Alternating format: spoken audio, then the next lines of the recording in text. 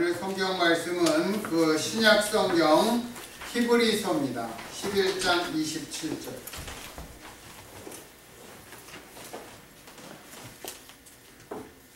신약 성경 366페이지 되겠습니다. 히브리서 11장 27절.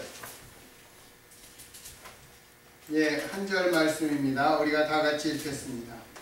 믿음으로 애굽을 떠나 임금의 노함을 무서워 아니하고 곧 보이지 아니하는 자를 보는 것 같이 하여 참았으며. 아멘.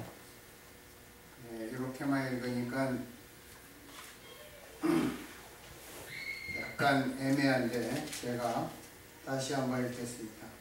믿음으로 모세는 이집트를 떠났으며 왕의 분노를 두려워하지 않았습니다. 모세는 보이지 않는 하나님을 마치 보이는 듯이 바라보며 꿋꿋이 참았습니다. 아멘.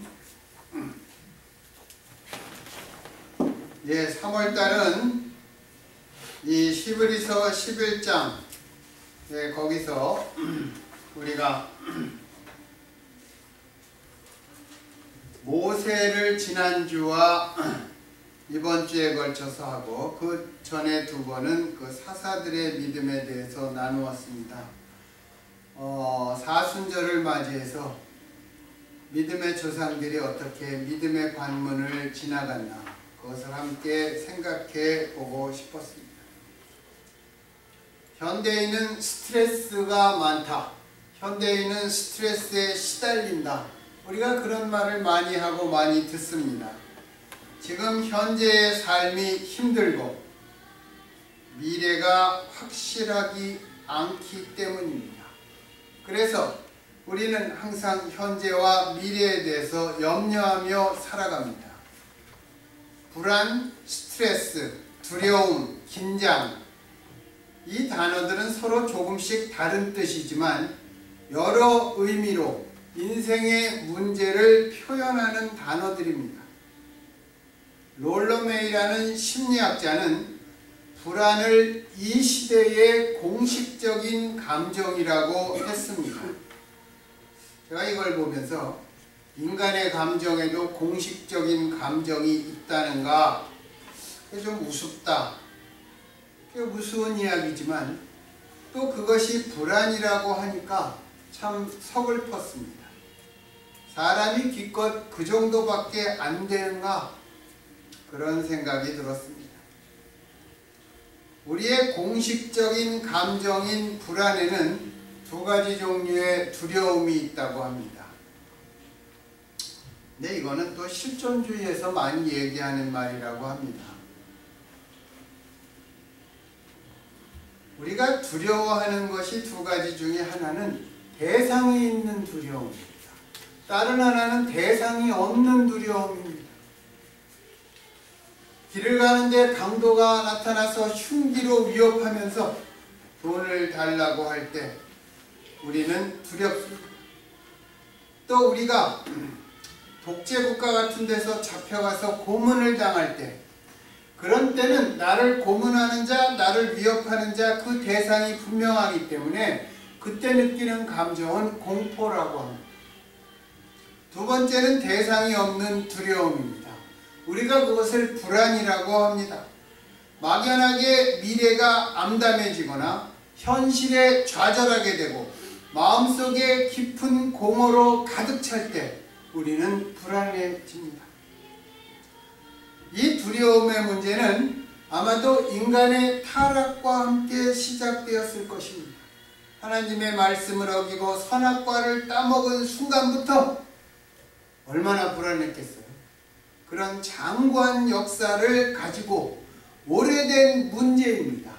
우리가 두려워하고 불안하는 것. 그러나 급속도로 변화하는 현대 사회 속에서 특별히 불안은 더 크게 부각되고 있습니다. 예전에 몰랐던 병들이 많이 나타나죠. 그렇죠? 옛날에는 없었던 질병들이 새로 생기고 슈퍼박테리아 이래서 우리가 가지고 있는 항생제로 듣지가 않고 점점 그렇게 그러한 것들, 또 이 세상의 삶은 문명의 이기로 많이 편리해졌다고 하지만 얼마나 복잡해졌습니까?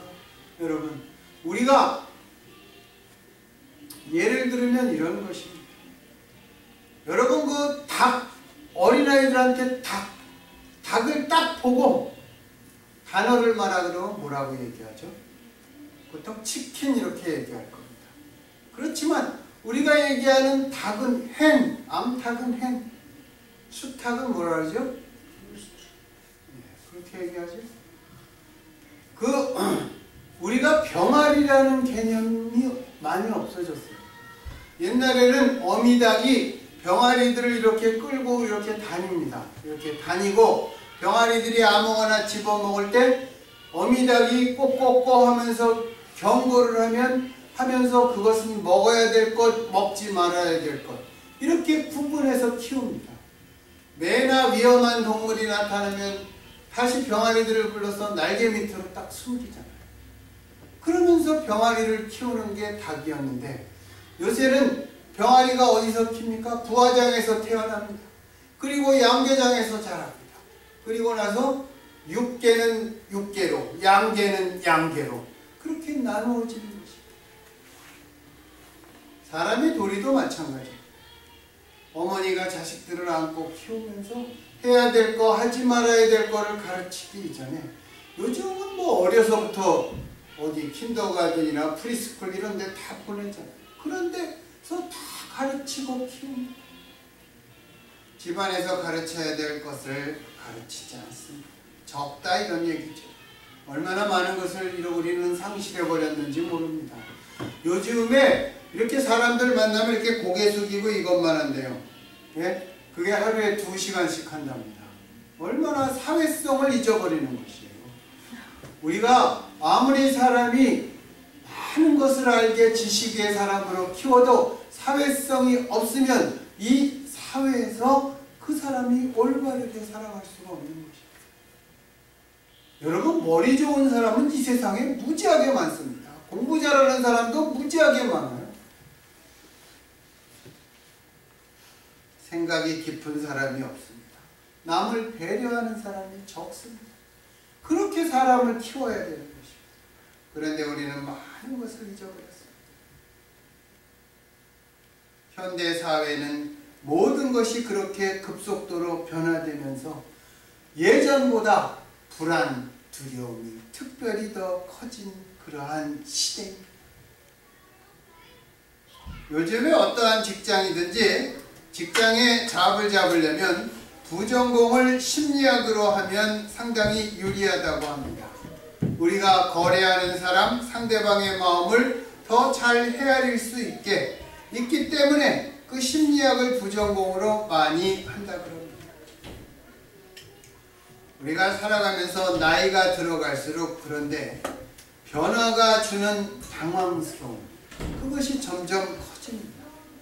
또 지금의 일들이 앞으로 그런 대로 잘 되어질까? 라는 미래에 대한 염려가 있습니다. 또 내일은 무슨 일이 닥칠지 우리는 전혀 모르는 예측 불허의 그러한 시간입니다. 그런 것들이 우리를 불안하게 만드는 것입니다. 그래서 사람들이 예전서부터 이런 말이 있습니다.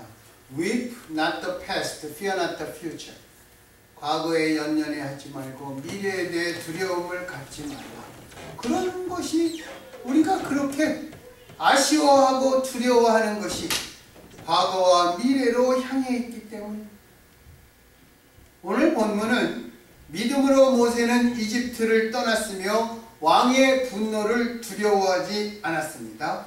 모세는 보이지 않는 하나님을 마치 보는 듯이 바라보며 꿋꿋이 참았습니다. 여기서 믿음의 사람은 이집트를 떠날 때 파라오의 분노를 두려워하지 않았다고 말씀합니다. 모세는 원래 두려움이 없던 사람입니까? 요즘 말로, 아이들 말로 뭐라 그래요? 모세는 깡이 좋았어, 그렇게 얘기합니까? 모세의 심장은 강철로 만들어져서 무섭지 않았을까요? 그랬던 인생은 아니었습니다. 출애굽기 2장을 보면 자기 동족이 그 이집트의 학 관리한테 두드려 맞으니까 어떻게 했습니까? 그 순간 주먹을 휘둘러 이집트 사람을 쳐 죽이고 모래 속에 싹 감췄습니다.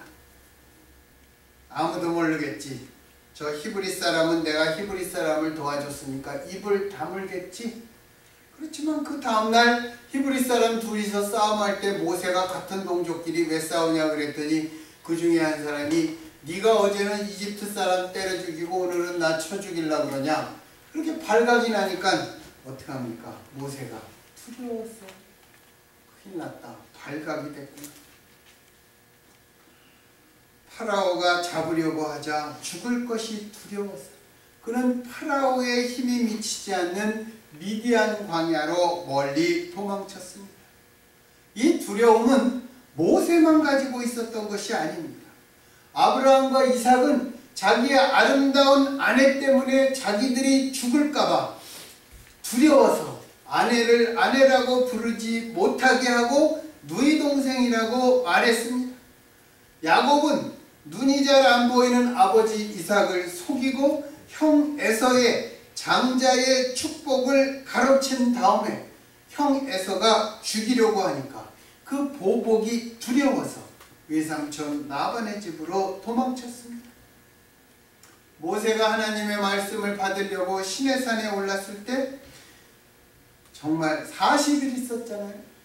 아무리 기다려도 모세가 안 내려오니까 백성들이 아론을 막 와서 집요하게 아론을 쫍니다. 그러니까 아론이 귀찮기도 하지만 두려워서 그러면 금을 갖고 와라. 그래가지고 금송아지를 만들었어요. 아론도 두려워서 만든 것입니다.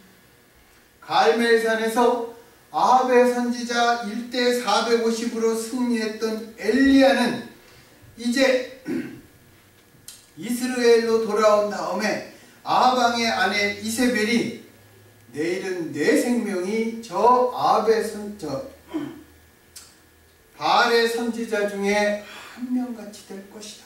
이렇게 협박하자 두려움 때문에 이제 호렙산까지 도망칩니다. 이스라엘이 바벨론 유수를 당했다가 돌아왔어요. 느헤미야, 스룹바벨, 에스라 이런 사람들이 예루살렘을 다시 재건을 하는데 거기에 산발랏, 도비야, 게셈 이런 사람들이 와서 막 협박을 하고 방해를 하니까 백성들이 두려워해서 그 공사가 잠시 멈추었습니다. 제자들도 배를 타고 가자 풍랑이 이렇게 막 일어나니까 두려워했어요. 대부분이 그 어부인데도 풍랑을 보고 두려워했습니다. 예수님이 잡히는 날 베드로도 대제사장의 집에서 두렵기 때문에 예수님을 모른다고 부인했던 것입니다. 구약성경 스가랴서에 보면 이런 말이 있어요. 하나님이 이렇게 얘기하셨습니다. 나는 조금만 노하였거늘 그들은 힘을 내어 고난을 더하였다.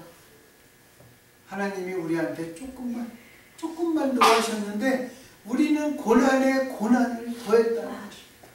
하나님 나 죽을 것 같아 이렇게 막 외치고 절규했다는 것입니다. 하나님을 원망하고 불평했다.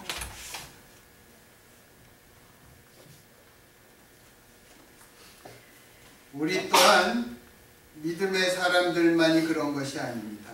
이 세상을 살면서 조금만 힘들거나 어려우면 얼마나 두려워하면서 삽니까? 여러분 모든 것이 편안할 때는 사람은 누구나 다 자신에 처 있습니다. 고통을 겪지 않은 사람은 참된 위로자가 못 되는 거죠. 여러분 상처 입은 사람이 치료자가 되는 것입니다. 모든 것이 평탄하게만 지나면 위로가 되질 않아요. 욥한테 와서 소발, 빌닷, 엘리바스 그 친구 세 친구가 얘기할 때 나중에 욥이 뭐라 그럽니까? 너희들은 번뇌케 하는 안위자다 그렇게 얘기하죠.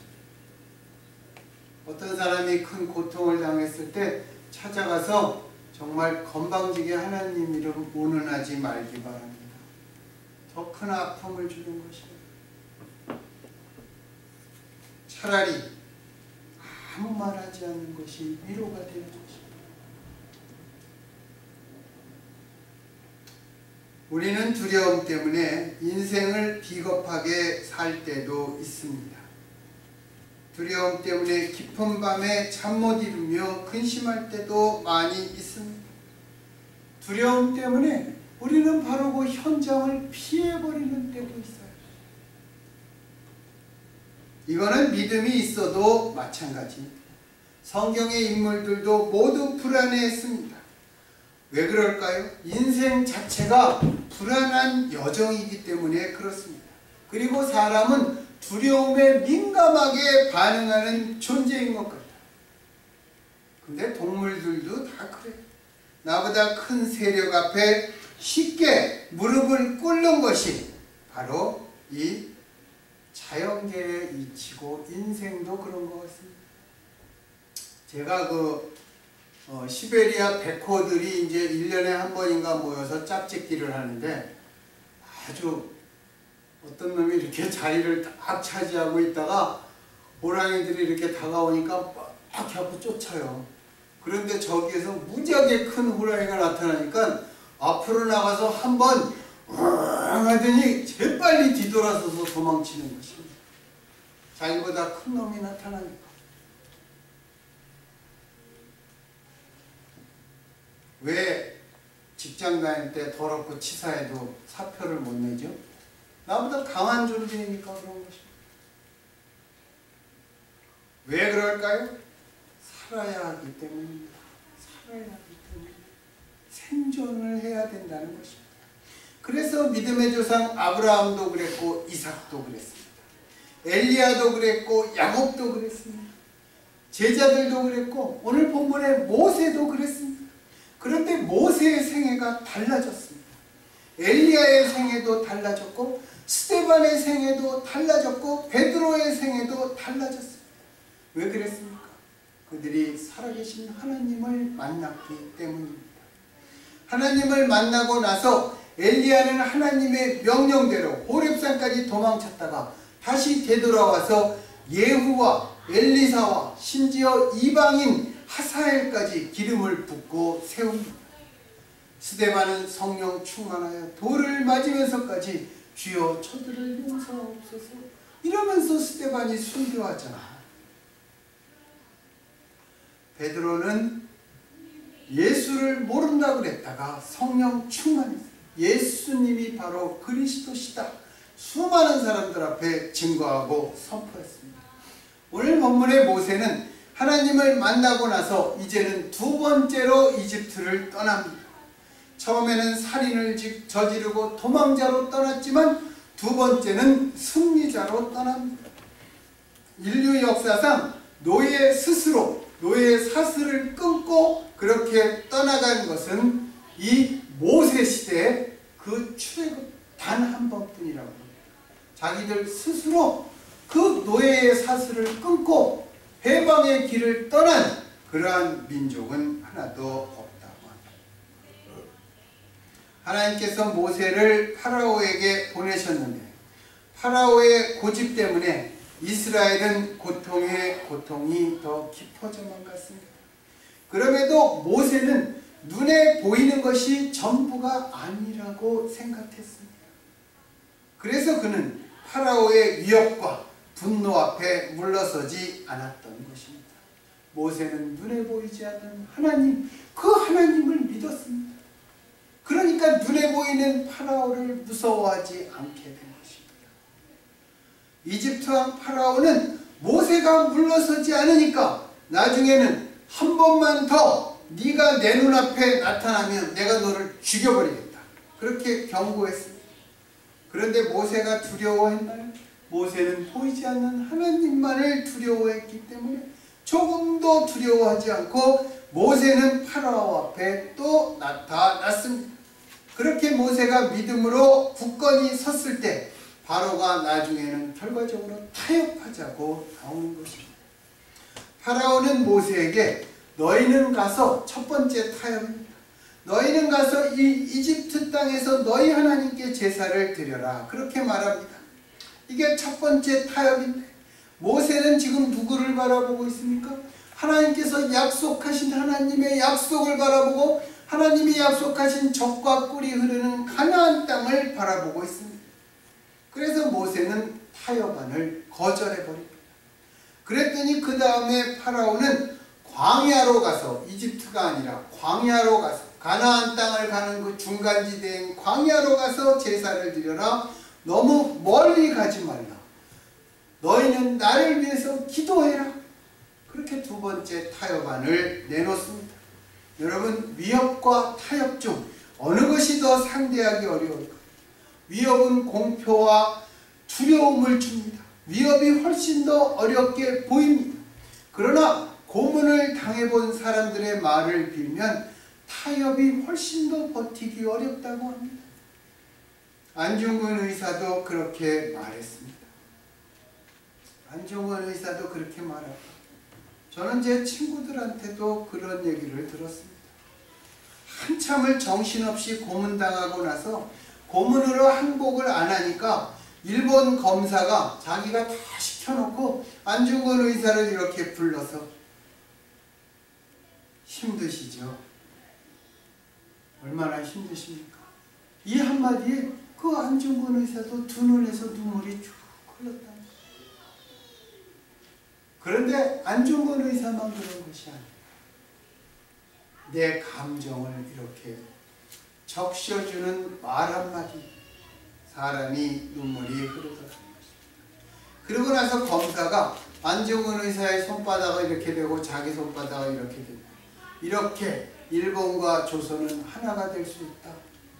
그랬더니 그 자리에서 안중근 의사가 정신을 차렸는지 손을 딱 대면서 일본과 조선은 이렇게 갈라져야 됩니다. 예, 그것이 아마 안중근 의사가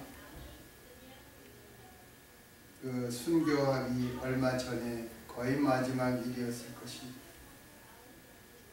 얼마나 힘이 드나? 창창한 미래를 생각해야지. 부모님도 걱정하십니다. 이렇게 말을 하면 버티기가 쉽지가 않습니다. 이런 회유의 말이 고문보다 더 버티기 힘이 드는 것입니다. 파라오는 모세에게 이런 식으로 타협하자고 한 것이었습니다.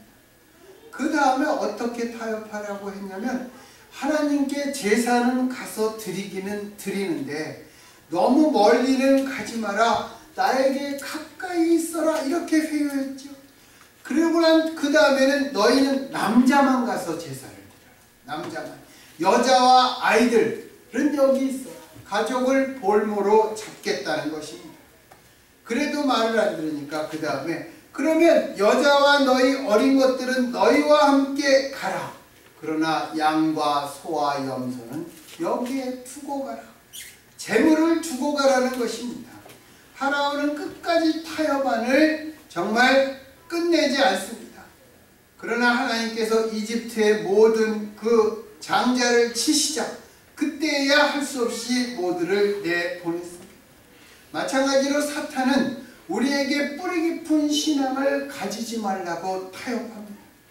너는 믿음은 갖되 자기에게서 너무 멀리는 가지 말라고, 세상의 영역과 방식을 그대로 가지고 있으라고 말합니다. 예수를 믿으려면 너만 믿으면 됐지 꼭 다른 사람 가족까지 전도해야 되냐? 뭐 그렇게 예수를 믿냐?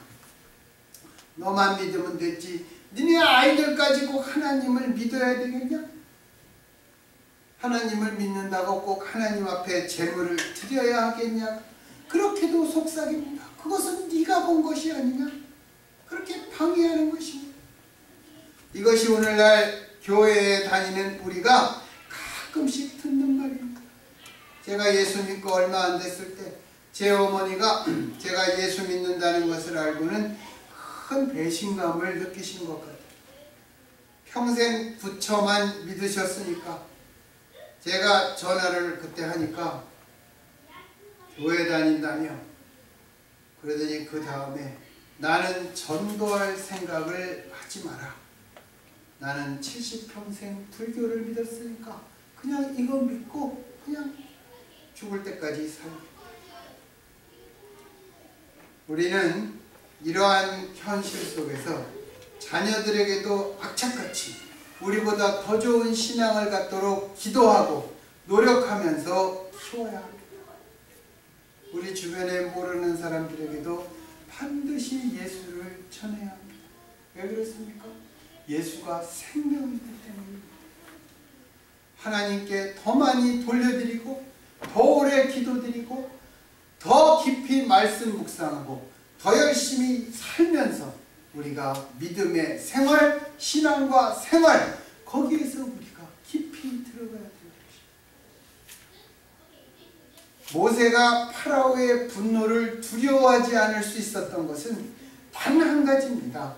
보이지 않는 하나님을 보이는 것처럼 여겨서 꿋꿋이 버텼기 때문입니다. 왕의 위협, 왕의 분노, 왕의 위협, 왕의 타협, 그것이 전부인 것처럼 우리 눈에 보여지고 우리 귀에는 들려집니다.